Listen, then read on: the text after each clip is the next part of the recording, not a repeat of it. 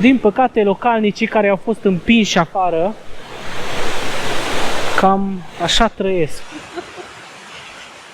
Vreau să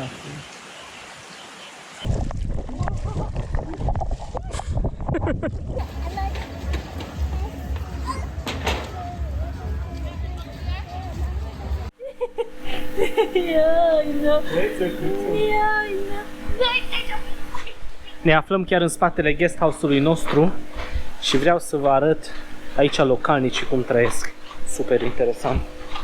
Bine, cum am mai arătat, trăiesc într-un jeg mare. Mizerie mare și sărăcie e foarte, foarte mare. Uitați-vă, e guest house-ul nostru. Și hai să vedem. Am văzut că avem terasă sus. Nici eu n-am văzut până acum, adică n-am fost atent. Da, un pic de curățenie puteau să facă. Ce căsuțe faine sunt acolo. Wow. Dacă vreți să mergeți la WC, o puteți face. Wow, wow, wow. Hai să vedem. Haide, mergem și acolo sus să vedem. Da, ăsta este din cauza ploii. 2 zile a plouat foarte, foarte tare.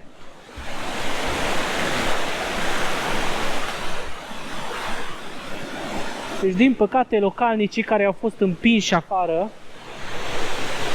cam așa trăiesc. Hai să vă arătăm căsuțele astea de aici sus, par nou-nouțe.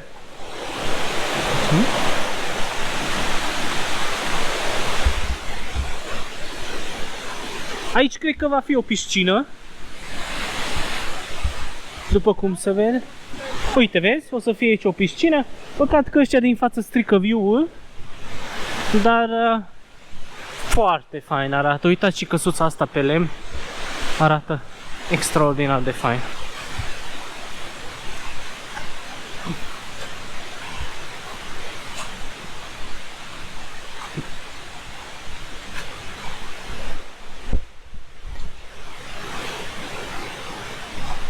De ce lipsește un geam în față?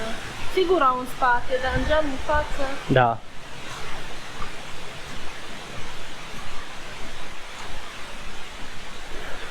Nu mai este drum încolo. Nu.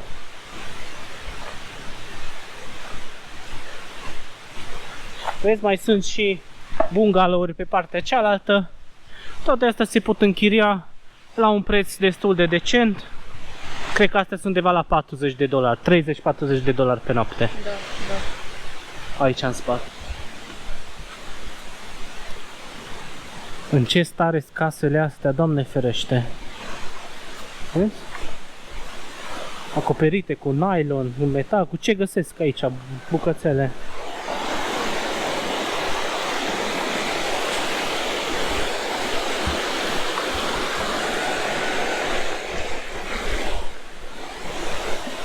Oamenii stau, se odihnesc.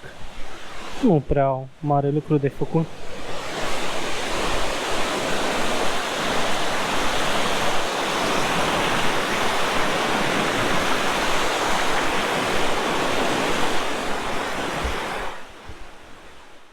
Realitatea, dragilor, în spatele acestei insule frumoase.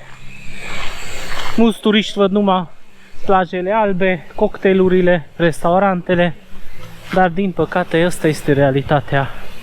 Oamenii care trăiesc aici, Așa vrem. asta este viața lor, asta este realitatea. Uai, mamă! Ce miros puternic, îi simți? Aici 3D sunt. Da. Investitorii construiesc și zona asta, dar foarte... Asta ce view ai. Uite aici afară.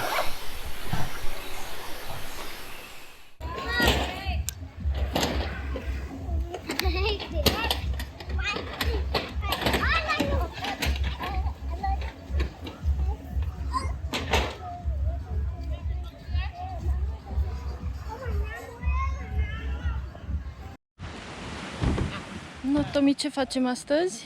Azi ne plimbăm, mergem un pic cu caiacul pe o insulă. Poate... Astăzi cred că o să avem și mai mari probleme cu sunetul, pentru că nu avem microfon. Dar enjoy the moment.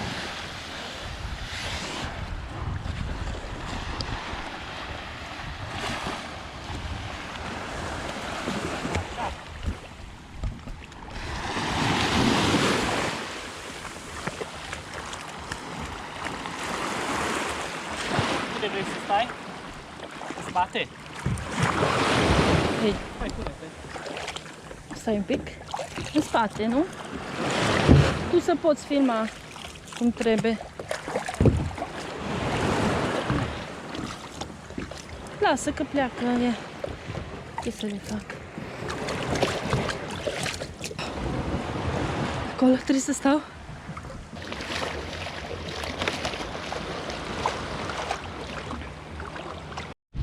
A început și ploaia, direct de pe caiac. Ce bine arată. Și vrem să ajungem pe insula aia. Hai să vedem cât timp ne ia să mergem până acolo. Sper să se oprească ploaia, pentru că foarte nasul așa. Nu știu dacă se vede pe cameră, dar vine o furtună mare și n-am mai mers pe insulă. Ne plimbăm.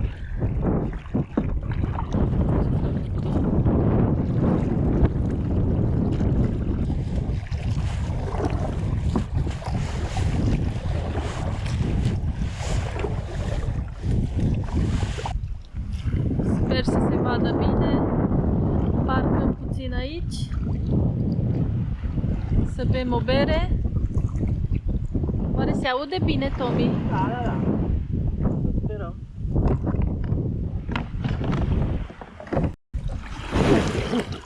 Stai un pic.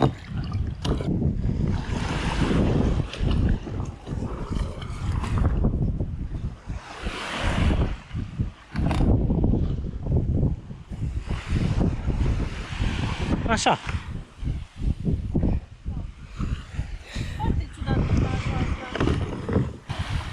Plaja asta se numește Longset Beach. Este un resort foarte fain aici, dar prețul e 1000 de euro pe săptămână. Câteva hosteluri. Și cam așa arată, plajă foarte fină. Aici este un băiat. Hai să vedem ce ne dă. Și da, insula e tot acolo în depărtare, dar nu foarte, foarte tare în zona aia. Așa că nu știu, ci că durează vreo 30-40 de minute să trecem. Acum nu știu. O să vedem dacă... Aici știi cu vremea, că este vizibilă. Da. Nu știu, vedem, bem o bere și după aia să vedem dacă se mai liniștește vremea, știi? Da, păi Bine, asta e plouă. ok, știi, dar când plouă așa tare, cum am văzut.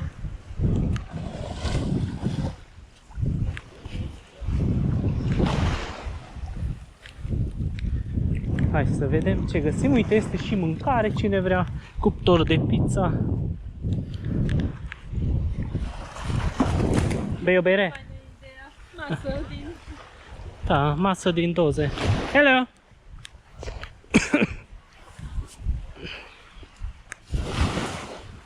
Unde stăm?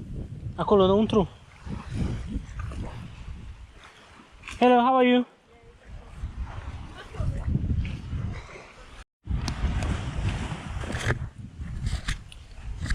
Hai să vedem și meniul. Da. E scump. 7, 8, 9, 10 dolari. Costă un pizza. Hai să vedem unde au găsit Andrealo. Să stăm jos.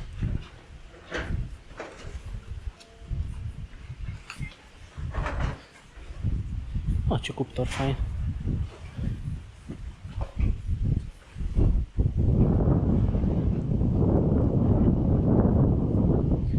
Vezi? E mai scump aici. 1,50 pe.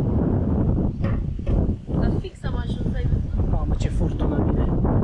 Eu cred că de aici mergem frumos așa pe mal.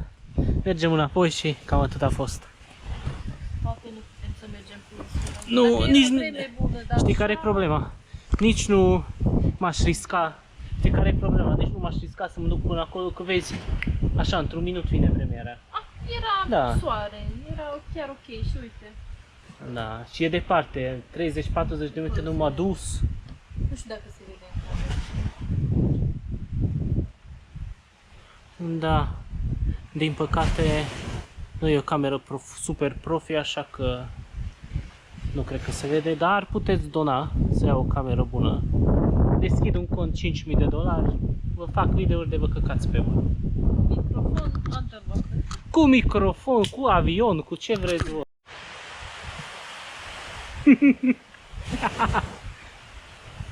Nu știu când se oprește ploaia asta, dar nu arată bine vremea. Din păcate, bine că am găsit barul ăsta, serios. Da, dacă planificam nu ajungem aici. Că nu am văzut nori să vină ploaia. Trebuie să șterg continuu, că suplământ.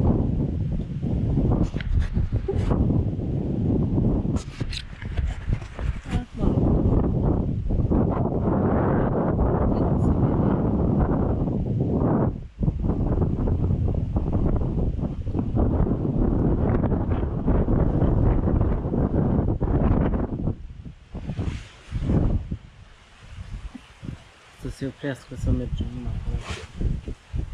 Noi e altă problemă. Cum ajungem înapoi? Păi cât e ceasul? Am venit o oră. Sigur, uite cât e. 1:30. Mamă, eu de la 6 lucrez.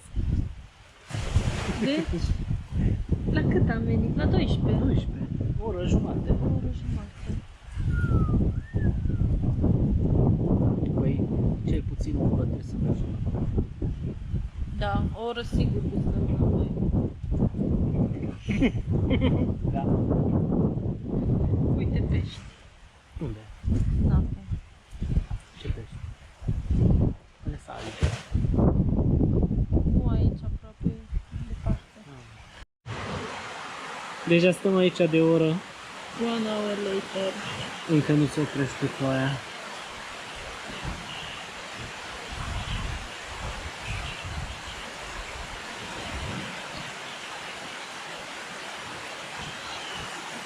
Deci nu se vede nimic. Lăsați-mi și mie în comentarii cum mergem înapoi.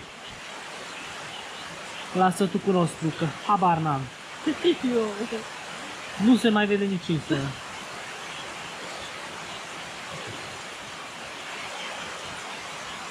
Vreau să mă duc acasă. Vreau acasă. Opa! Opa. Opa, opriți-vă că trebuie să plecăm. Mamă.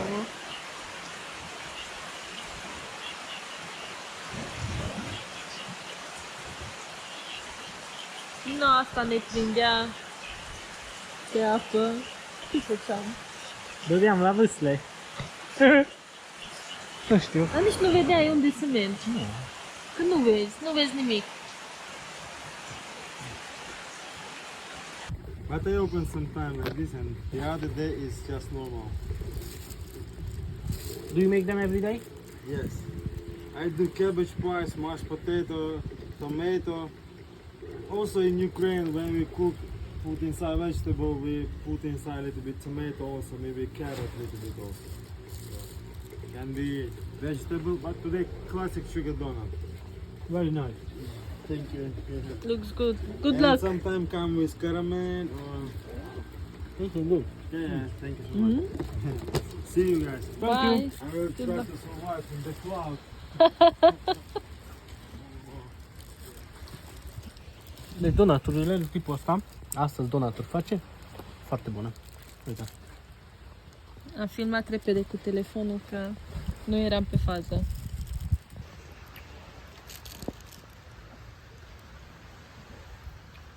Foarte bun. Dăm și mie o bucățică în partea asta. Merită $1.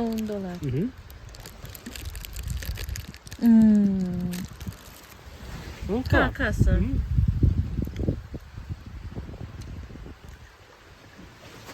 Și 3 era. Ploaia încă nu se oprește, dar nu prea avem de ales. Nici nu arată vremea, sincer, că se oprește, așa că mergem înapoi. Nu avem mult de mers, cam vreo oră. Hai să vedem. Tomi, unde trebuie să stai? Stau acum eu în spate. Da, da. Să vedem, să vedem. Eu? Tu stai în față. Da.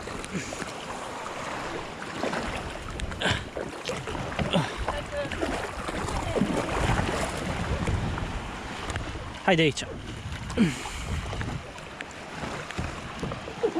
Așa. Stai așa, ține asta.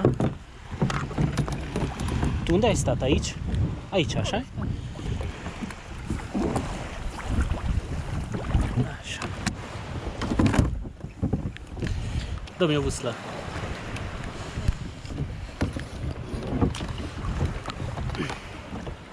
Așa și tu acolo în față. Pantofii mei? Îs în față acolo. Da, valurile vin din față. Mamă, ce urât plouă încă. Dar apa e foarte curată, nu știu.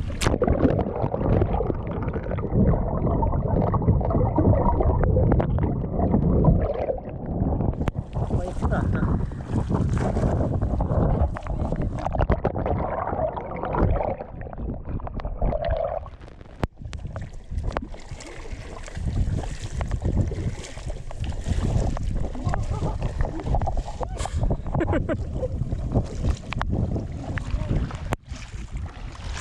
Ține un pic asta. Dacă mi-e răsat, nu trebuie să țin aici, da, echilibru.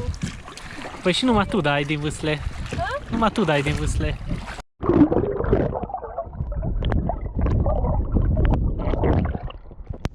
Am ajuns înapoi. După cât? După aproximativ o oră.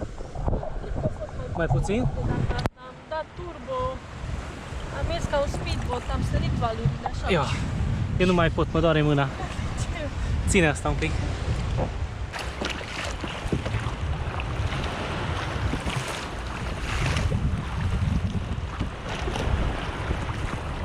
Viața pe insulă, vezi? Da. Nu ai de lucru și îți faci de lucru. Să nu ne plictisim.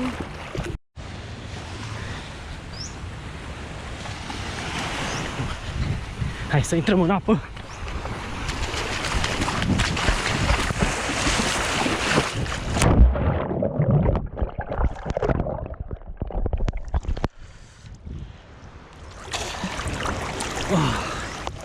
Ce bine!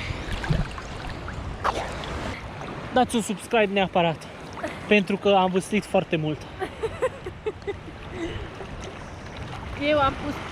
Eu am depus cea mai multă treabă, am condus barca. Da.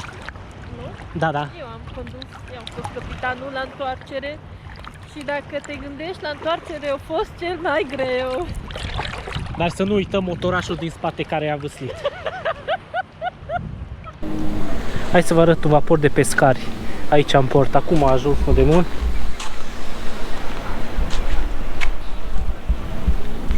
Pare destul de vechi, dar mai duce. Hi! You go fishing? Nu vorbește engleză.